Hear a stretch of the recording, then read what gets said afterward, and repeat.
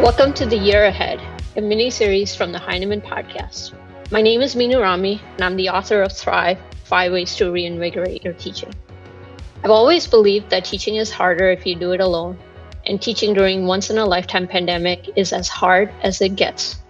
But by meeting educators around the world who are going through this too, maybe together we can share ideas, commiserate, and be a witness to each other's experiences. In this podcast series, we'll meet educators who are getting ready to return to school under the most challenging and unusual circumstances. In today's episode, we're meeting Sarah Gross from New Jersey. Sarah teaches her students high school English, and if you're curious about how a reading-writing workshop educator pivots her practice in a hybrid learning environment, stay with us. More information about our guest and resources mentioned during this episode are in the show notes. Now, let's meet Sarah. Sarah, welcome. Thanks for being here. Thanks for doing this with me. Thank you. I'm excited. I don't know how long I've known you, but I've long admired your practice. I think we've even presented together in the past and have done projects together. So many things that I can't recall. So it's just a honor to have you do this with me, and your perspective and your experiences will definitely, hopefully, help other teachers think about what they're going through and how we're all grappling with where we are. So welcome. Thank you. Yeah, I was thinking about that this weekend, and it has to be at least 10 years that we know each other, but all thanks to Twitter. Yeah. It's funny, and we'll make sure that we include your blog and your writing and where people can find you later. But it's true. We met at conferences, and our conversations on Twitter go back a decade. So that's kind of amazing to think about. But others may not know as much about you. So maybe we could just start by having you tell us a little bit about yourself, your teaching journey, what you love about your work, and a little bit about your school and the context in which you teach. Sure.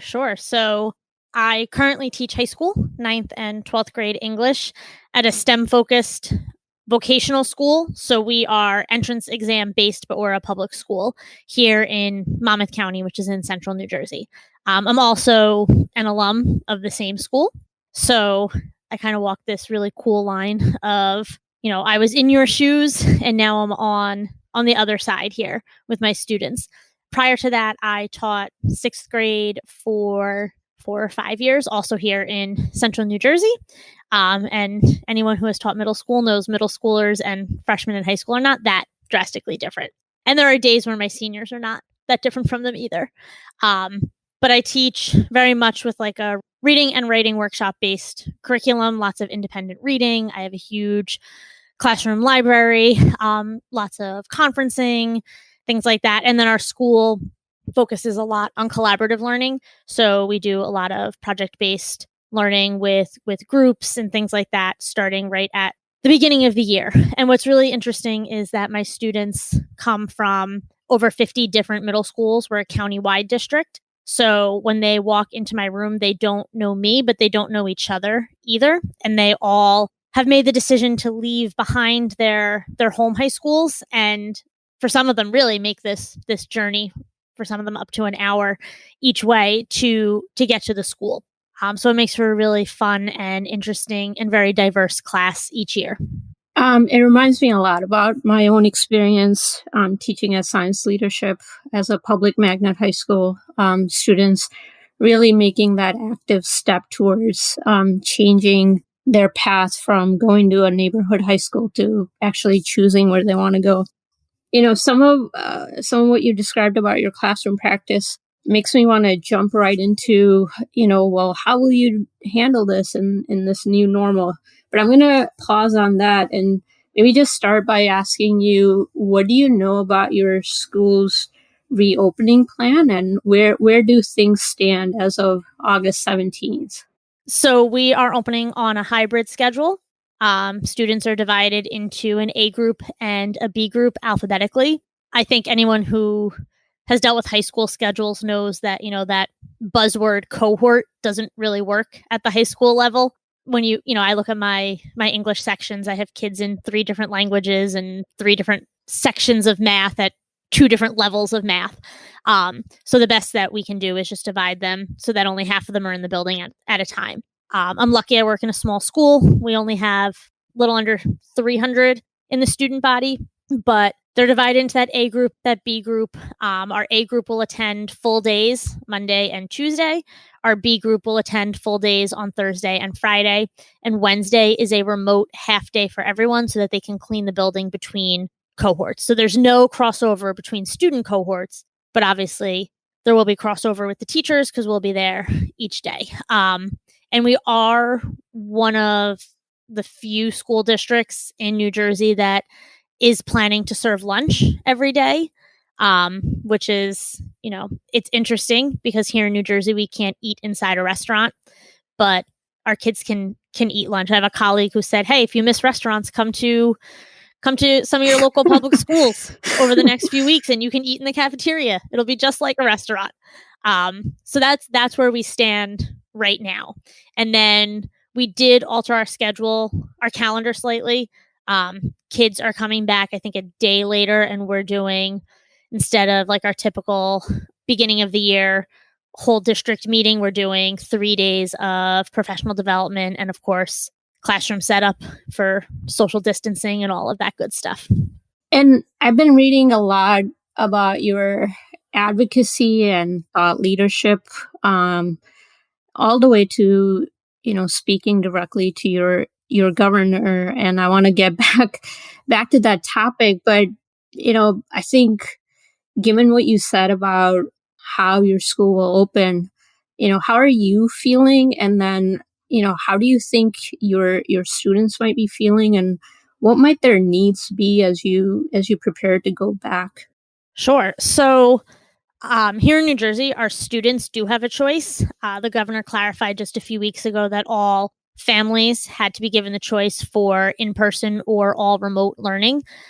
So we do have a significant portion of the school that so far has chosen the all remote option. So mostly what is sort of rolling around in my head is trying to figure out how to plan for and then how to teach when I have kids in front of me. I will then have kids at home who are in the same section, but just happen to be in a different cohort. And then, of course, my kids who I will never see in person. And we're on a sort of, I guess, like a modified block schedule. I see my students 3 times each week. And because of the way the cohorts break down, in some sections, there are kids that I'll see in person twice every week. There are some kids I'll only see once every week. There are some sections I'll always see the whole class remotely. There are some classes I'll never see them all at once remotely. So my biggest issue is trying to figure out how to be 3 different types of a teacher, but I'm only one person. Yeah, I got a little dizzy while you just described each of those scenarios a little bit. So will there be any live streaming? Like, will you actually be live streaming while students are learning online, while some students are sitting in front of you in the classroom? Will you have that scenario as well? So it's an option. I probably won't, just because, when we do our online standardized tests every year by grade level, the rest of the building is always told not to stream or use the internet at the same time because it could mess up, saving standardized tests or uploading them to the cloud. So I have a lot of trouble believing that our Wi-Fi is going to be able to handle every student on a device plus teachers live streaming. And I also have a lot of concerns about FERPA violations and things like that. I think it's very easy to sit here in the summer and say, well, I'll just make sure kids are never on screen and we never say anyone's name, or we never, by mistake release somebody's accommodation.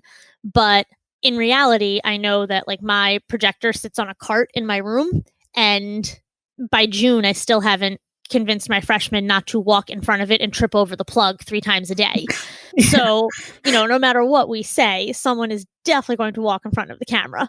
And, there's also no control over who a link is shared with. A lot of our students are super competitive, which is great in many ways, but I think can be really difficult when it comes to live streaming because I fear, who can take a screenshot of one of their classmates or record what their classmate is saying. And, maybe a tutor or a caregiver at home says, hey, I noticed that so-and-so, they always give an extra prompt to or extra wait time. How come you don't get that? Like a lot of the things that we do every day in the classroom as just sort of second nature don't translate well online and can also, I think, become a FERPA violation really easily. So my plan is, as of this point, to treat everybody like they're remote, because I do think at some point we're going to go all remote because of exposure, or because, our transmission rate goes up. So I've been trying to sketch out like ways to, I don't even want to call it flip the classroom because, flipping the classroom would then involve a lot more one-on-one time with me when we're physically together. And I don't think I can do that with social distancing rules and with masks and face shields and all of that. But, if I can provide videos and then almost a workshop type space for the kids who are in school, at least that will let me answer individual questions both virtually and in person without, one set of kids getting priority over the other. You brought so many things up, obviously very tactical things like quality and the strength of Wi-Fi and and network traffic and just making sure that you're protecting students' privacy in terms of who's on camera and who's getting screenshotted without their permission or awareness. And one of the things while you were sharing this that struck me is how sacred and often sensitive and built with care our classroom environment and discussions are. So, for example, if you teach something like, Drown, a short story collection by Junot Diaz, you're talking about themes around masculinity, you're talking about things around race and equity and the way women are portrayed. And, if someone were to hear my conversation or my classroom discussion or your classroom discussion, even with a great, bonded group of 12th graders who are respectful of each other and you've built that community over 4 years, a caregiver can overhear a snippet of a conversation out of context and may make an assumption about you as an educator or a peer of their child without fully understanding the work, the active building of teaching and learning that you're doing. And, it's just one of the things that, in this, I think we're calling it remote learning or distance learning, but really we're teaching during a pandemic, once in a lifetime pandemic. And it's just one of those things that how do we ensure that quality of learning and the opportunities for students to do that kind of depth of learning. And I don't know if you want to respond to that or what your thoughts are on that. Yeah, it's definitely something that I have spent most of the summer trying to just come to grips with. When we closed in March, I had all those months before then to build community in my classroom. And I think especially in English class, like you said, we have a lot of these conversations that build on each other throughout the year. And, my own students, we read an article from the New York Times every day when they come into class, and we build background knowledge, we scaffold, but more importantly, we discuss. And I see, even if, there's a change in the schedule, or maybe we have to bring two classes together, that it completely alters everyone's comfort level in the room because they're able to build this trusting community within the classroom. And when we went to remote learning in March, that was still there. They were still uncomfortable discussing, via video, but we had discussions, over chat, through Google Classroom questions. I don't know what that looks like in just a few weeks when we go back to school. We're still going to use the newspaper, but of course I usually use physical copies and we can't do that this year. I still want to have those discussions, but I think it's very hard for high school students, middle school students to trust a teacher that they maybe have never met or that they're meeting in person once a week, it's a big difference from 3 times a week for an hour or a little more than an hour to I see you once a week for an hour. And it's not just that relationship with the teacher, it's the relationship with their classmates, especially because my kids are coming from over 50 different middle schools across the county. They don't already have that trust level built in with anybody who's sitting around them. So I haven't figured out what that looks like moving forward, other than really spending a lot of time at the beginning of the year, more than I normally do, which is usually a lot, just trying to build those relationships. And I think it also means being really flexible. Maybe these conversations start as small groups and they're written, which is why I'm really crossing my fingers. We're a Google school and I want those breakout rooms, but maybe it starts there. But you brought up another really valid concern for me, which is not having control over who else is listening in on those conversations. My freshman students especially are figuring out what they think, what they believe, what their opinions are. And throughout the year, sometimes they swing wildly from one side to another. And that's, I think, really intimidating if you are afraid someone could be recording you or listening to you. And I mean, it's even as simple as something like here in New Jersey, we can have students who are out in the classroom, but not at home. And, schools are not allowed to tell parents that. We use preferred names and preferred pronouns. And I think it can be really easy for a neighbor or a family friend to say, hey, how come so-and-so uses that name in school, and maybe calls a parent or texts them. So that, there are just so many things that are part of every school that I think a lot of people outside of education don't think of, but in English class, those conversations are huge. And I saw in the spring what it was like to, ask a question, and it was like speaking into a black hole because nobody would answer. And when I surveyed kids, the most common response was, well, what if someone records it? One of the things that you brought up that I think a lot of folks listening will relate to is how much information teachers process that is nonverbal, the way a student walks in, the way a student interacts with a group of friends or not, whether they talk to you or not. There are these hundreds of clues that you are processing. And because you know the student, you care about them, they have trust in you. You often sometimes stop someone after a class and say, is everything okay? Do you want to talk about anything? They may or may not. They may not always do it, but there is so much of that information that is shared and processed in order to support students. And when you talk about this shift from knowing someone face to face, 3 times a week for more than an hour at a time versus moving all online or seeing someone once a week, there is not just a loss, obviously a loss of quality of support students receive, but a loss of community connection that you're speaking of. And it's like something that teachers will mourn. And I think we should call that out. And it's something that, something to grapple with and something to process, because there's so much to process, but there is that too.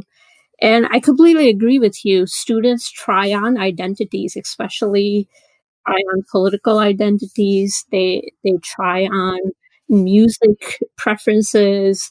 They try on fashion preferences, and being able to experiment and shape and mold their own identity with influences from teachers that they connect with and peers that they connect with is such a huge part of that high school experience.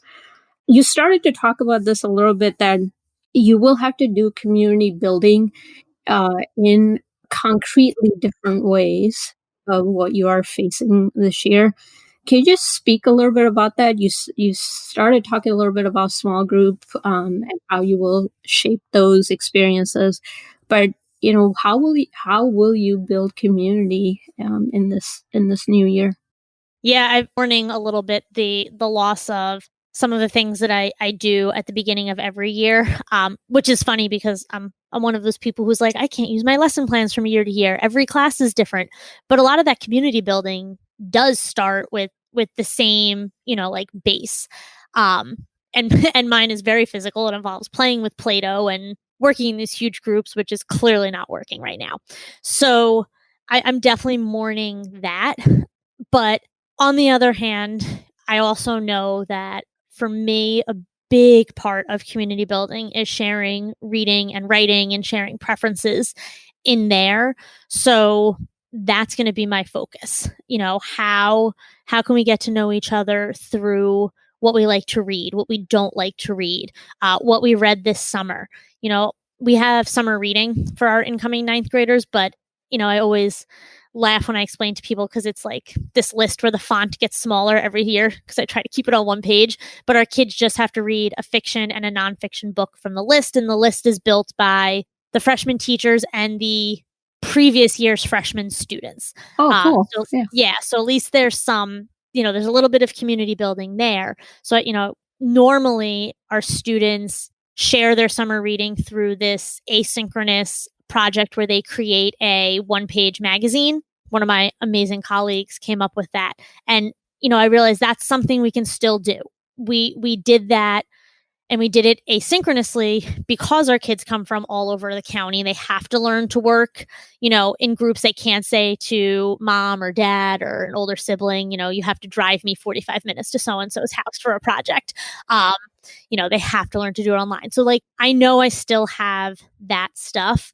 And I'll be spending a lot of time building community around our local library. We don't have a school library.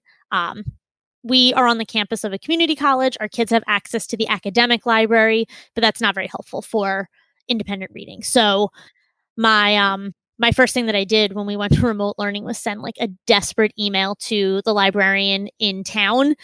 Is there any way to get digital library cards? And it actually ended up being kismet. She's like, you have no idea. I've been trying to get in touch with somebody in your school for years. And of course, they probably just think it's a courtesy call when someone calls from the library. She's like, I want to get you library cards. So all my kids will have digital library cards on the first day of school, and, book talks, which I would normally hold up in class, I know I can do digitally. I did them last year. We can break into small groups and do speed dating with books. It's just instead of passing books around like I normally would in the first week or two, I'm going to spend a lot of time making Google Slides with images and excerpts from, the first chapter.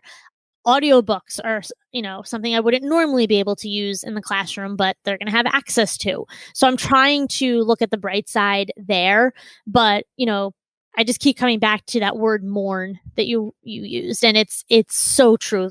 There are so many things surrounding relationships that we build with students that just can't happen this year.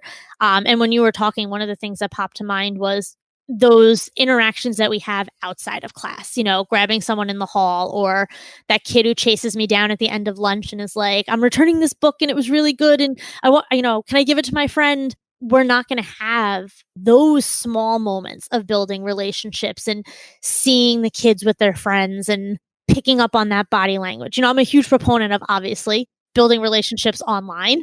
We said at the beginning, we live on opposite sides of the country, obviously, through Twitter and social media and email, we can easily create friendships. And I think our kids have been doing that their whole lives, especially when I think of my 13 and 14-year-olds.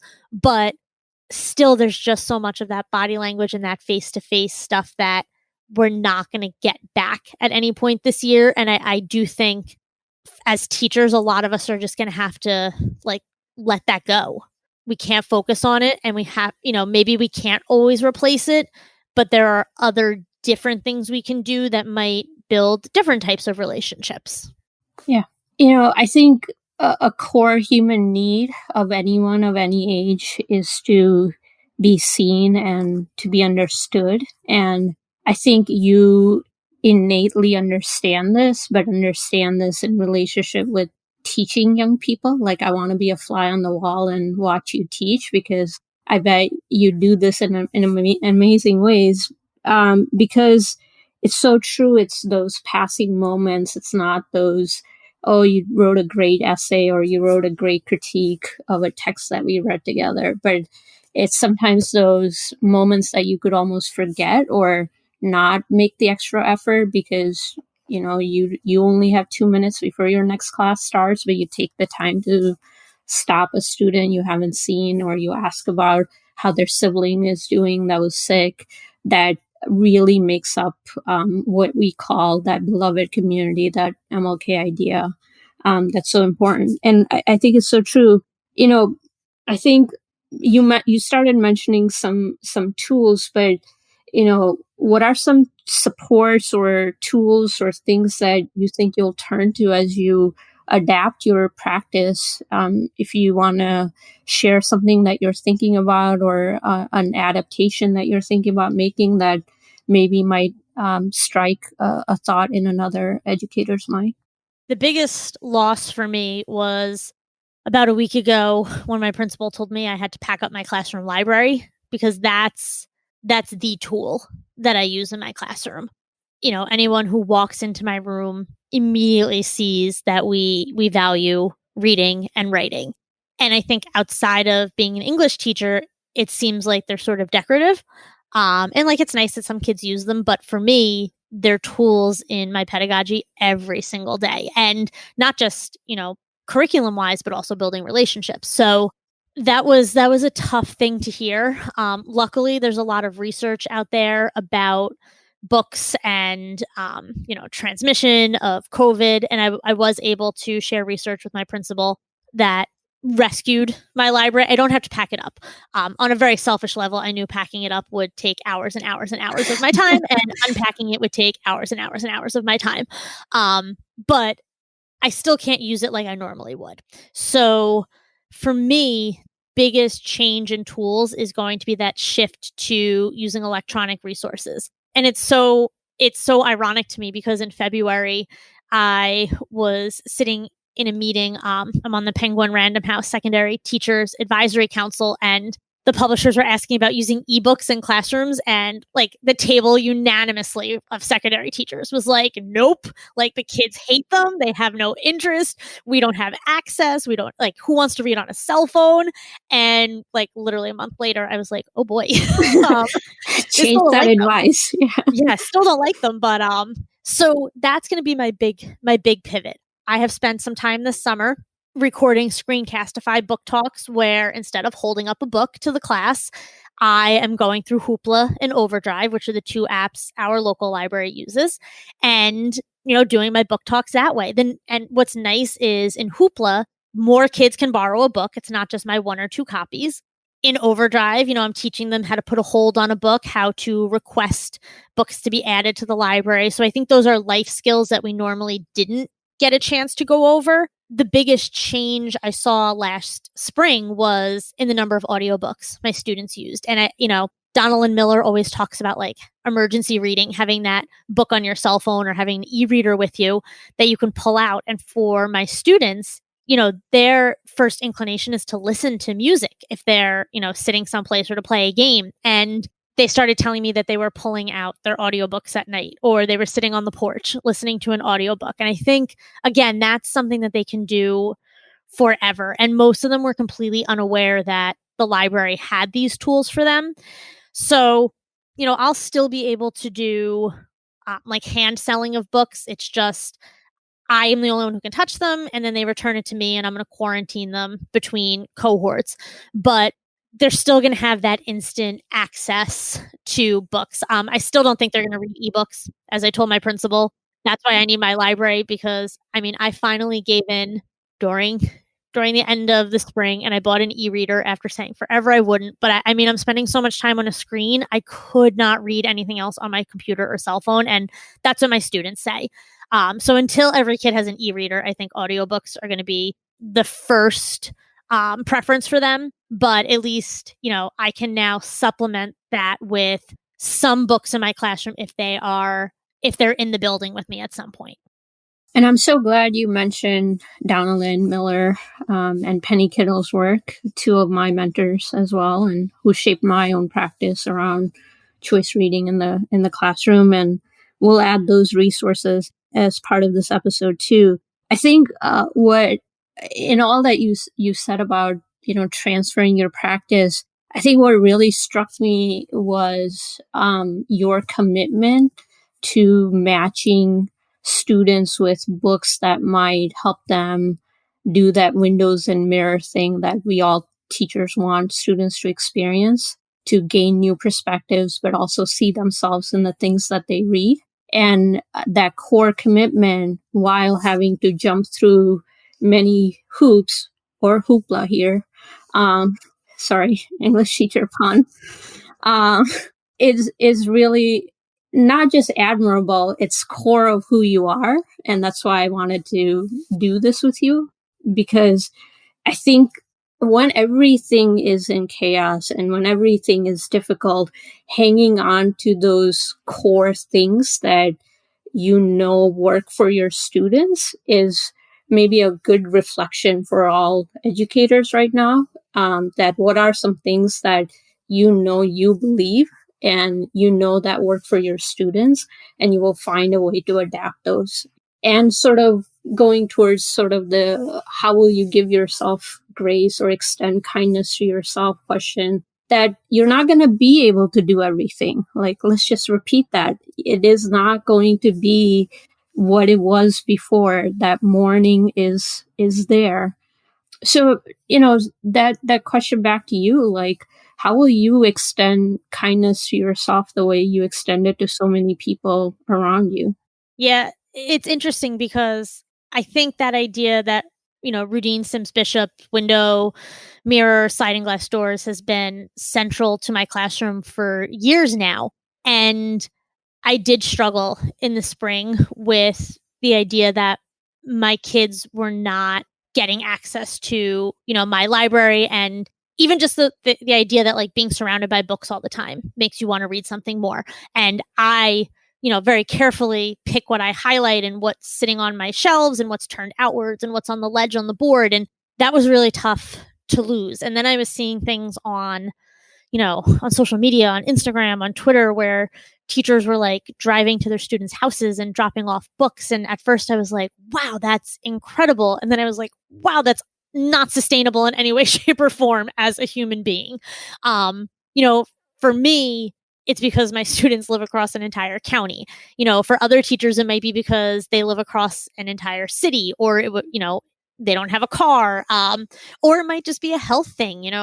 Who wants to interact? How do you interact with kids who haven't seen you in so long, and you're just like dropping things on their porch? So that was a big part of sort of giving myself grace, that what works for other teachers isn't necessarily going to work for me. And what doesn't work for me might work for somebody else. And that did mean taking some of those things that for me, I have always sort of pushed aside or said no to, like ebooks, audiobooks in the classroom. I've been so focused on they need print to, what? We're going to just open it up much more. They had the opportunity to have even more choice than normal. And does it mean that for some of my students, they probably read fewer books than they normally would? Yeah, it probably did. And that was something I had to let go of. It's something I know I have to let go of this year. Is it going to mean this year that I can't see them reading? I'm just going to have to trust that they are. Yeah. And as teachers, I think a lot of us are control freaks. So that's a tough thing to let go of.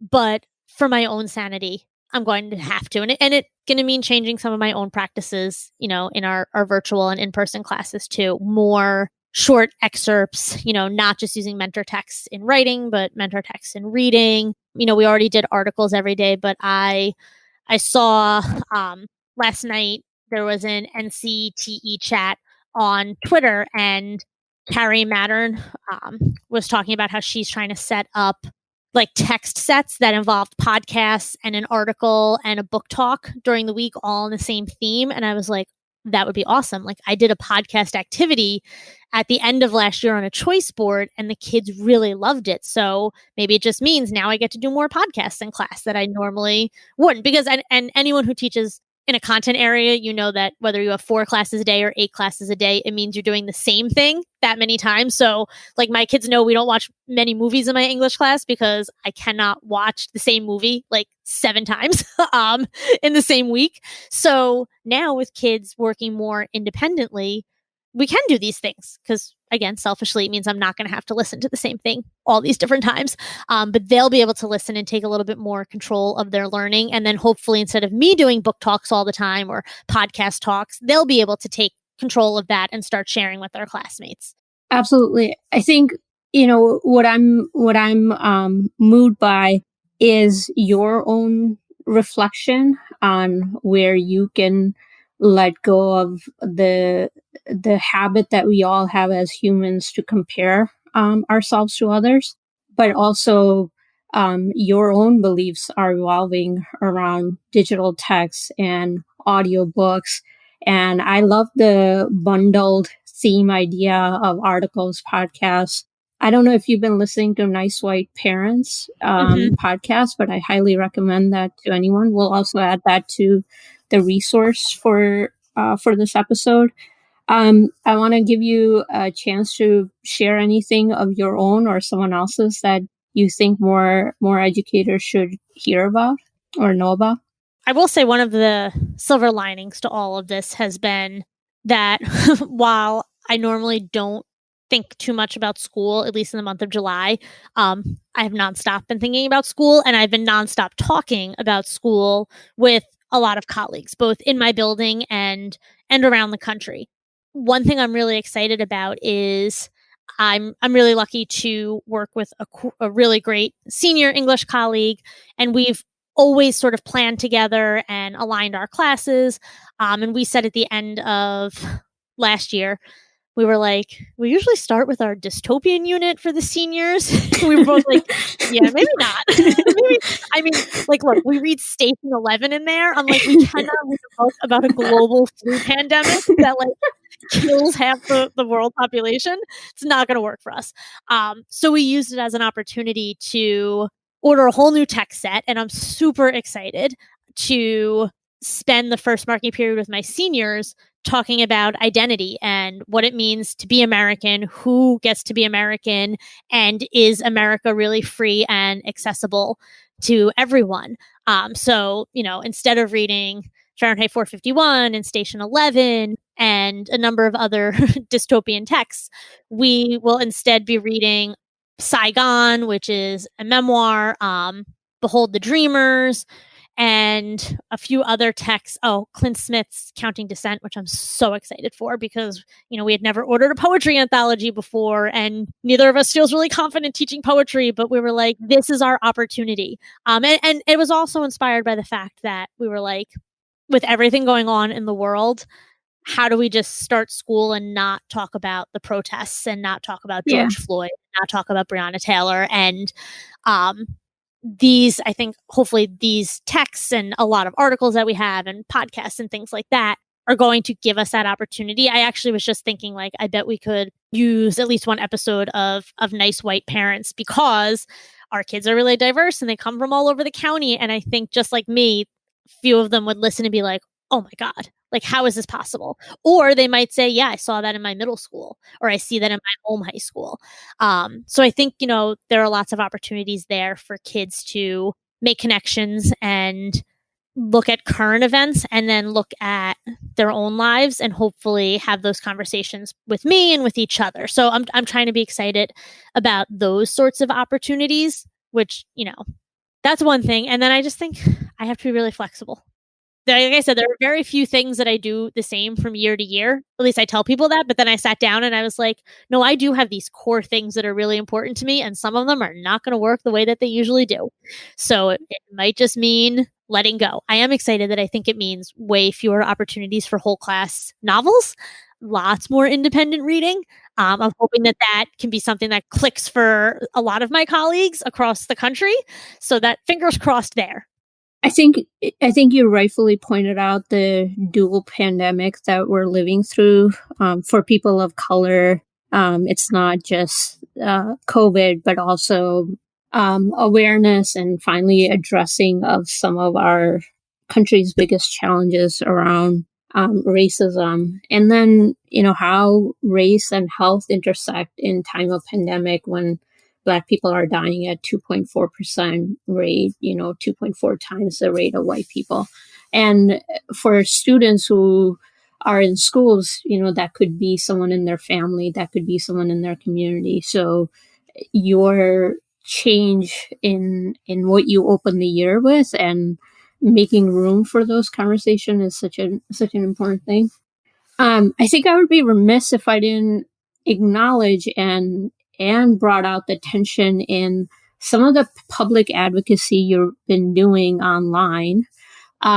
First, not everyone might Twitter stalk you as much as I do, so they might not know how you've been advocating for teachers in New Jersey and teachers in your school. Can you share a little bit about what have you been doing? And then maybe comment on the tension of being, I hate it when people say that I'm just a classroom teacher, to speaking to powers that may be, even, your very own governor. Can you talk about how you grapple with that tension? I think it's a really important part of how you've been thinking about this, and I'd love for people to know more about it. One of the ironic things is, for years I have been fairly vocal about the lack of teacher leadership opportunities if you're not willing to leave the classroom, and I've pushed for more of those sorts of opportunities, but they don't really exist, or if they do, they exist in a really limited role.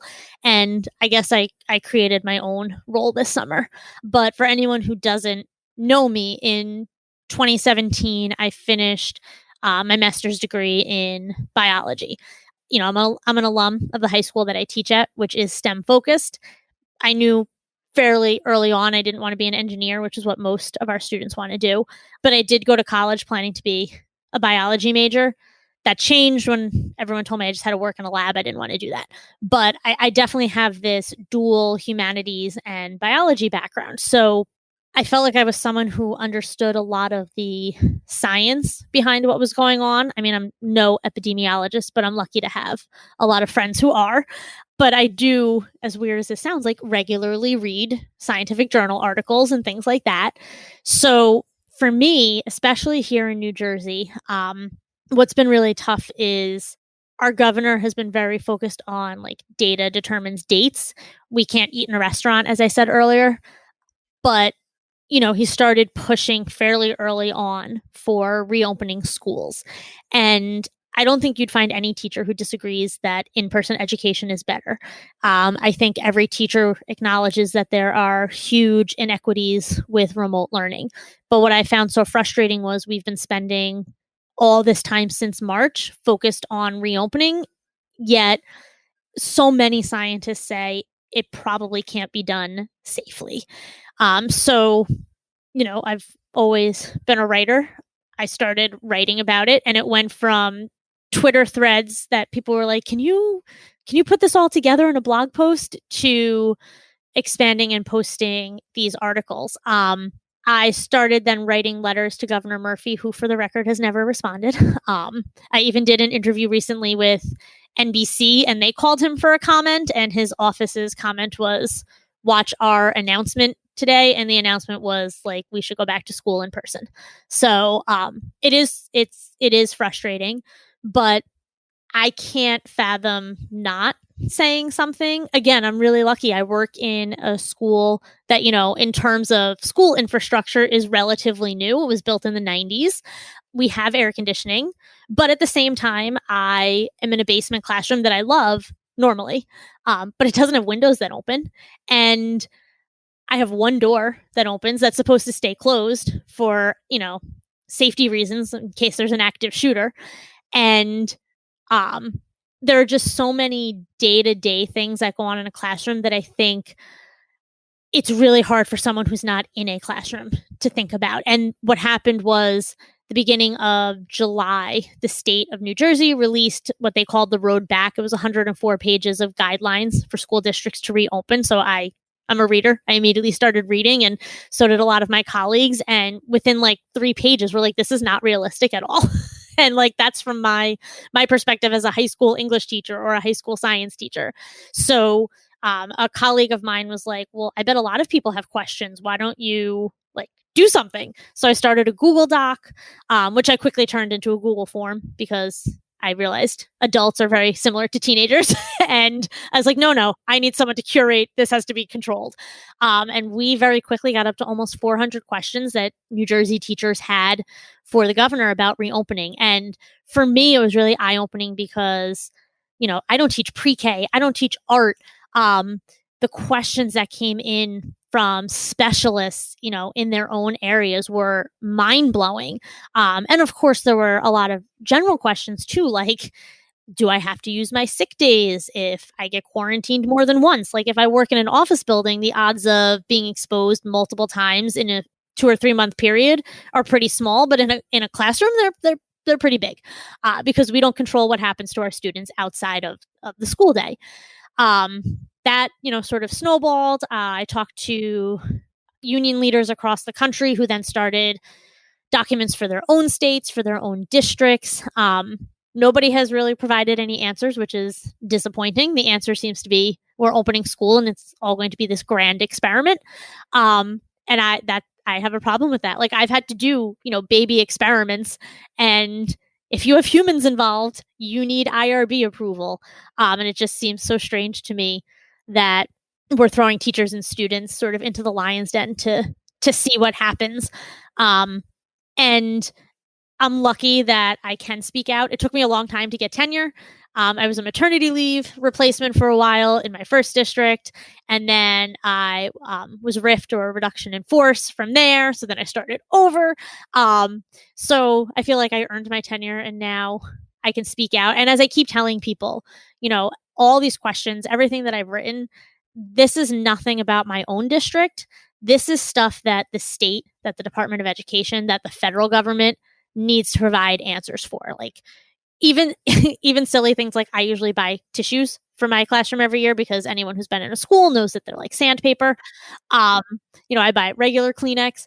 Now my colleagues, instead of buying tissues, they're buying face shields and dozens of masks and scrubs and scrub caps and washable shoes because that's what they're being told. And I am not a healthcare worker for a reason. Like, needles make me pass out, blood makes me pass out, and suddenly I'm being told, "Hey, you're essentially a frontline healthcare worker." So the only outlet I've had is sort of this advocacy, and I wish someone would listen. I don't think many people are, but it does make me feel better to share what I'm thinking, and then be able to talk to teachers across the country and even across the world who are dealing with similar feelings around safety and health right now. I think it's at every level, right? It's your district, it's the state, and then again, we would be remiss if we didn't call out the lack of coordinated effort at the federal level, where we've known this from January that this is happening. And how much loss we've had to endure in terms of lives of 170,000 of our citizens, and so much more, the mourning that we talked about in this episode. And I think to the point of no one's listening, but if they were to listen, now there's a set of collected responses and questions and a curated conversation that you've done. So I just want to say, thank you. And I think you're modeling what it looks like, that even when you're fearful, when you step out of that fear and you take action, what comes out of that. One of my favorite thinkers is Paulo Freire. And, I read a quote this week that reminded me of you. And he says, if a structure does not permit dialogue, the structure must be changed. And it made me think of you, because I think what you're doing is you're changing the structure for that dialogue to take place. So I want to just say thank you for your incredible leadership, the bigness of your heart. If we have a chance to do this again, we'd love to check back with you. Sure. Once school actually gets going. and see what that's like. But I just want to say my deepest thanks, and then we'll also collect links from your writing and anything else that you want to recommend and share with those listening. Great. I know this has been great. I love chatting with you. Thank you so much. Thank you. Thank you. The Heinemann Podcast is a production of Heinemann Publishing. It is produced and edited by Steph George. Sound mixing by Steph George. Our creative producer is Lauren Audette. And our executive producer is me, Brett Whitmarsh. To learn more about the Heinemann Podcast, visit blog.heinemann.com. Thanks for listening.